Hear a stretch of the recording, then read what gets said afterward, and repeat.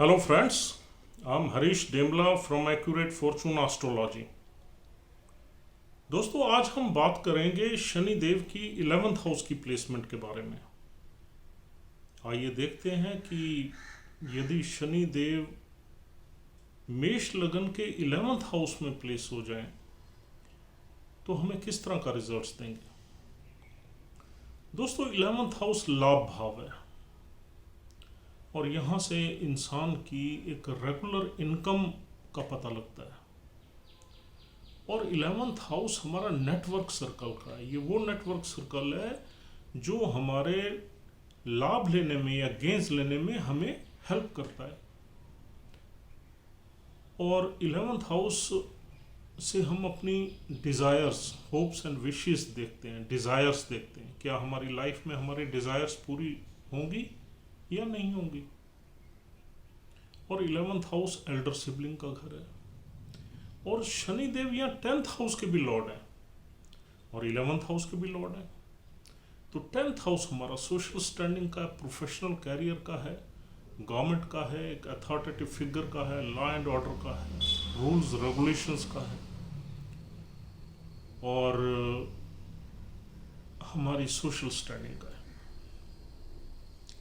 तो यहाँ पर शनिदेव अपने मूल त्रिकोण साइन में आ गए। कल अपनी साधारण राशि में थे, आज मूल त्रिकोण साइन में है। तो दोस्तों मूल त्रिकोण साइन में शनिदेव बहुत ही कंफर्टेबल रहते हैं और बहुत ही खुश रहते हैं, रिलैक्स्ड रहते हैं। और यहाँ बैठ के शनिदेव फल भी बहुत अच्छा देते हैं। लेकिन ये कर्म भाव के भी लॉर्ड है, तो यहाँ पर कर्म जरूर करना पड़ता है इंसान को। और 11th हाउस से हम MNC देखते हैं, बड़ी ऑर्गेनाइजेशन देखते हैं, बड़े ग्रुप्स देखते हैं, ग्रुप एक्टिविटीज भी देखते हैं। तो यहाँ पर शनि देव यदि आपको बिजनेस में ले जाते हैं तो डेफिनेटली ये टाइम के साथ साथ, क्योंकि उपाच्या हाउस है ये, जो कि टाइम के साथ साथ ग्रो होता है और एक बड़ी स्टेबल आपको इनकम, फिक्स्ड इनकम यहाँ पर मिलने का योग बनता है। लेकिन इसकी जो ग्रोथ है वो टाइम के साथ साथ होती है। तो आप ये मान के चलिए कि 28 साल के बाद शनिदेव अपने फल देना शुरू हो जाते हैं और 32 साल के बाद इंसान को काफ़ी स्टेबिलिटी देना शुरू कर देते हैं और 36 साल के बाद इंसान यहाँ पर फुल जो फ्रूट्स होते हैं इस हाउस के वो रीप करता है। यहाँ पर इंसान की जो डिज़ायर्स हैं, इनकम से रिलेटेड, वेल्थ से रिलेटेड, वो पूरी होती है। लेटर हाफ लाइफ का बहुत ही स्टेबल रहता है, बहुत ही अच्छा रहता है, सोशल स्टैंडिंग बहुत अच्छी रहती है। यहाँ नेटिव को गवर्नमेंट से पूरी सपोर्ट मिलती है और गवर्नमेंट से कुछ ना कुछ गेंस मिलने का भी योग बनता है, क्योंकि गवर्नमेंट के हाउस का लॉर्ड लाभ भाव में आ गया तो गवर्नमेंट से कुछ ना कुछ गेंस भी यहाँ पर इंसान ले सकता है। और यहाँ पर इंसान अगर जॉब करता है तो किसी MNC में या किसी बड़ी कंपनी में करेगा और उसके जो टारगेट्स हैं वो कहीं ना कहीं ग्रुप एक्टिविटीज के थ्रू अचीव होंगे। और यहाँ अगर इंसान अपने बिजनेस में है तो उसका बिजनेस काफ़ी फैलेगा और उसके कनेक्शंस जो है बिग ऑर्गेनाइजेशंस और गवर्नमेंट से होने के योग बनेंगे। और दोस्तों ये हमारे एल्डर सिबलिंग्स का भी हाउस है, तो यहाँ पर माना जाता है कि एल्डर सिबलिंग से भी इंसान को कुछ ना कुछ फ़ायदा होता है, कुछ ना कुछ सपोर्ट मिलता है। तो Saturn is very powerful in is own मूल त्रिकोण साइन। हाँ, यहाँ पर अगर सैटर्न की डिग्री ज़्यादा हो जाती है, यानी कि 24-25 डिग्री से ऊपर चली जाती है, तो यहाँ पर थोड़े फलों में कमी आ जाती है, क्योंकि सैटर्न का एक जो इम्पैक्ट है वो 12th हाउस में भी चला जाता है। और सैटर्न हमेशा आपको अच्छे फल देगा 12 से 18 डिग्री में। जैसे जैसे सैटर्न की डिग्री बढ़ेगी उसका इम्पैक्ट 12th हाउस से पे भी पड़ेगा और 12th हाउस भी उसके साथ साथ एक्टिवेट हो जाएगा। और 12th हाउस से हम लॉस देखते हैं, एक्सपेंस देखते हैं, ऑब्स्टेकल्स देखते हैं। तो इसलिए सैटर्न की डिग्री यहाँ पर चेक करना भी बहुत ज़रूरी है। हाँ, अगर सैटर्न की डिग्री 0 से यानी कि 18 डिग्री तक है तो यहाँ बेनिफिट मिलेगा, क्योंकि यहाँ पर सैटर्न का मूल त्रिकोण साइन से पहला घर 10वां घर है, वो भी सैटर्न का अपना है। अगर सैटर्न यहाँ 2-3 डिग्री के भी बैठे हुए हैं तो 10वां घर भी एक्टिवेटेड रहेगा और 11वें में वो बैठे ही हैं, तो यहाँ पर 10वें और 11वें के दोनों के फल मिलेंगे। तो आप ये मान के चलिए कि 18 डिग्री तक आपको कुछ सोचने की ज़रूरत नहीं है, और जैसे जैसे इसकी डिग्री बढ़ेगी तो इसका इम्पैक्ट जो है ना 12th हाउस ऑफ लॉस पे भी आना शुरू हो जाएगा। और दोस्तों यहाँ पर सैटर्न एफ्लिक्टेड नहीं होना चाहिए। सैटर्न अगर यहाँ एफ्लिक्ट हो गया तो यहाँ पर फिर थोड़ी सी प्रॉब्लम्स चलेंगी और हमारे लाभ भाव में कहीं ना कहीं नुकसान भी होंगे, इंस्टेबिलिटी भी रहेगी, और हमारा नेटवर्क सर्कल जो है हमें सपोर्ट करने के साथ साथ हमें डिच भी कर सकता है, चीट भी कर सकता है। अगर राहु जैसे प्लैनेट बैठ जाए या केतु बैठ गया तो यहाँ पर ये घर एफ्लिक्ट हो जाएगा, फिर ये कोई ऐसे फल नहीं मिलेंगे जैसे हम डिस्कस कर रहे हैं। यहाँ सैटर्न अगर अनएफ्लिक्टेड है या सैटर्न के साथ वीनस जैसे अच्छे प्लैनेट्स बैठे हुए हैं तो यहाँ पर बहुत ही अच्छा योग बनेगा पैसा कमाने के लिए। और यहाँ पर अगर राहु बैठ गया तो इंसान को एडिक्शन में भी ले जाता है, और केतु बैठ गया तो हमारे लाभ में कहीं ना कहीं ऑब्स्ट्रक्शंस पैदा करता है। और दोस्तों यहाँ पर बैठा हुआ शनि देखेगा हमारे लगन को, यानी कि फर्स्ट हाउस को, थर्ड एस्पेक्ट से। तो फर्स्ट हाउस एरीज का लगन है, फुल ऑफ इनिशिएटिव है, फुल ऑफ एक्शन है, फुल ऑफ ब्लड है, फुल ऑफ एक्टिविटीज है, फुल ऑफ करेज है, विल पावर है। तो यहाँ सैटर्न की नज़र में यानी कि सैटर्न के एस्पेक्ट में एरीज रहेगा। और देखो एरीज लगन बहुत अच्छा माना जाता है, इनिशिएटिव्स लेने में, एक्शन लेने में, एक्टिविटीज़ में, करेज में, विल पावर में बहुत अच्छा है। लेकिन उसमें जो डेफिशिएंसी है वो एक इम्पल्सिवनेस की, इम्पेशंस की, और यहाँ शनि की दृष्टि से ये इम्पेशंस और इम्पल्सिवनेस खत्म हो जाएगी एरीज लगन के नेटिव की, और वो अपने एक्शंस को लेने से पहले सोचेगा। तो यहाँ पर ये ब्लेसिंग इन डिस्गाइज हो जाएगी, यानी कि एरीज का जो इनिशिएटिव है उसमें एक चेक आ जाएगा, और शनि देव इसको यहाँ पर कहीं ना कहीं रोक के रखेंगे, रिस्ट्रिक्ट करेंगे, क्योंकि Saturn is a lot of restrictions and boundaries, और एक लिमिट में रखेंगे इसको, बहुत ज़्यादा रिस्क नहीं लेने देंगे। और दोस्तों यहाँ पर लेकिन इस एस्पेक्ट से इस नेटिव की हेल्थ में कोई प्रॉब्लम ज़रूर आ जाएगी। देखो सैटर्न जो है ना वो जीवाकार का चीज़ों में अच्छे रिजल्ट्स कम देता है, और अजीव कार का यानी कि नॉन लिविंग थिंग्स में अच्छे रिजल्ट्स देता है। This is the basic nature of Saturn. यहाँ जीव कार का यानी कि उसकी हेल्थ में थोड़ी बहुत प्रॉब्लम ज़रूर आ जाएगी, क्योंकि एनर्जी डिफरेंट है, is a hot blood energy जो एरीज लगना है, और सैटर्न क्या है, कोल्ड है, ड्राई है। तो यहाँ पर इसका इम्पैक्ट या इसकी दृष्टि सैटर्न की हेल्थ में कुछ न कुछ प्रॉब्लम कर देगी। और फिर 11वां घर छोटी मोटी बीमारियों का भी घर। यहाँ इंसान का जो सर्कल होगा बड़े मैच्योर लोगों का होगा, और वो अपने सर्कल से, बेशक वो कम सर्कल हो सकता है लेकिन बड़े मैच्योर लोगों का होगा, और वो सर्कल से कोई मतलब चिट चैट वाला सर्कल नहीं होगा, बड़ा मैच्योर, और बिजनेस टॉक्स या बिजनेस डिसीजंस या म्यूचुअल बेनिफिट्स एक्सचेंज करने वाला सर्कल होगा,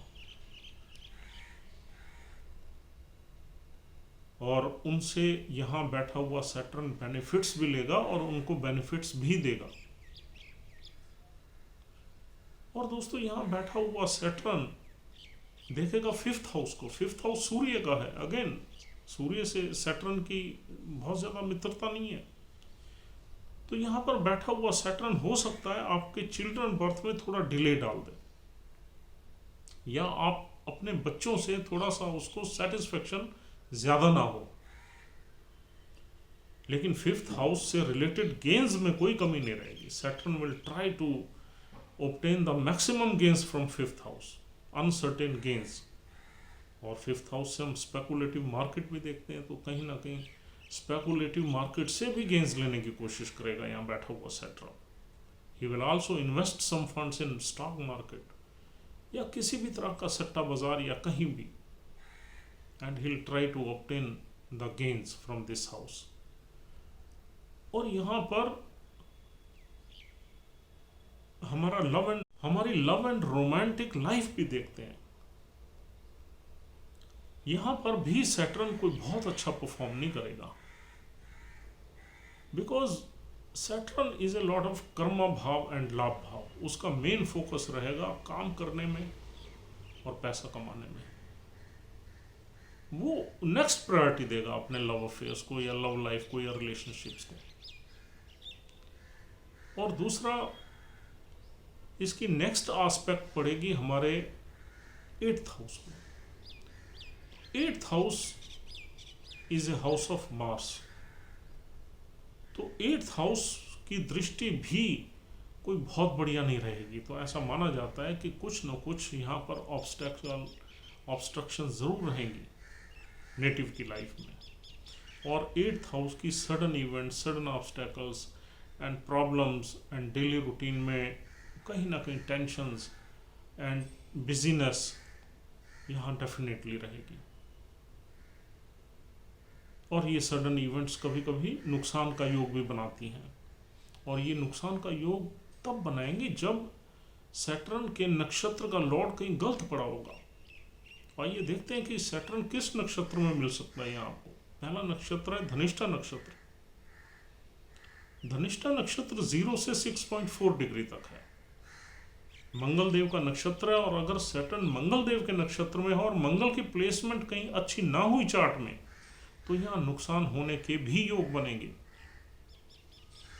सपोज मंगल 4th हाउस में ही है तो दिक्कत पैदा हो जाएगी, 12वें में है तो दिक्कत है, 6 में है तो दिक्कत है। तो इन हाउसेस में मंगल की जो एनर्जी है सैटर्न 9 एनर्जी को अपने हिसाब से ड्राइव करेगी, तो कहीं ना कहीं नुकसान दे देगी, बिकॉज दोनों में बिटर एनिमिटी है। अगर मंगल देव अच्छे वेल प्लेस्ड हैं आपके चार्ट में, यानी कि एग्जॉल्टेड साइन में या फर्स्ट हाउस में या सेकंड में है या 5th में है या 9th में है, तो यहाँ डेफिनेटली बहुत गेंस लेने का योग बनेगा धनिष्ठा नक्षत्र में। और धनिष्ठा नक्षत्र में सैटर्न मिलेंगे 0 से 6.4 डिग्री तक। और हमने बोला ये कि शुरू की डिग्री में अच्छा परफॉर्म करने के योग ज्यादा बनते हैं, और मंगल का ये चार्ट है। तो दोस्तों दूसरा नक्षत्र यहाँ मिलेगा शतभिषा नक्षत्र। शतभिषा नक्षत्र राहुदेव का। राहुदेव की प्लेसमेंट अच्छी होनी चाहिए आपके चार्ट में, अगर इस हाउस से आपको मैक्सिमम गेन्स लेने तो।